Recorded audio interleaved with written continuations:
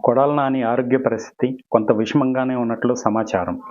ఈ నెల 26న కొడాలి నాని హైదరాబాద్‌లోని నివాసంలో గుండెపోటుకు గురయ్యారు. కుటుంబ సభ్యులు ఆయన్ను హుటాహుటిన గచ్చిబౌలిలోని ఏఐజీ ఆసుపత్రికి తీసుకెళ్లారు. అప్పటి నుంచి నాని ఏఐజీ ఆసుపత్రిలోనే చికిత్స పొందుతున్నారు. నానికి 3 వాల్వ్స్ మూసుకుపోయాయని కాసేపటి క్రితం వైద్యులు హెల్త్ బులెటిన్ ద్వారా తెలియజేశారు.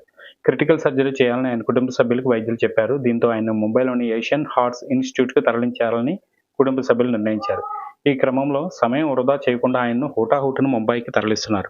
హైదరాబాద్ నుంచి ఎయిర్ అంబులెన్స్ ద్వారా కొడాలి నానిని లిఫ్ట్ చేశారు. ఆయనతో పాటు ఎయిర్ అంబులెన్స్‌లో ఏఐజీ ఆసుపత్రికి చెందిన 3 వైద్యులు కూడా బయలుదేరారు. కొడాలి నాని ప్రస్తుత ఆరోగ్య పరిస్థితిపై ఆయన అనుచరులు, వైసీపీ అభిమానులు ఆందోళన చెందుతున్నారు. నానికి బైపాస్ సర్జరీ నిర్వహించే అవకాశం ఉన్నట్లు తెలుస్తుంది. అయితే కొడాలి నాని ఆరోగ్య పరిస్థితిని వైసీపీ అధినేత జగన్ తెలుసుకున్నారు. వెంటనే ఆయనకి సరైన వైద్యం అందించాలని సూచించారు. కార్యకర్తలు కూడా రంగంలోకి దిగుతున్నట్లు సమాచారం.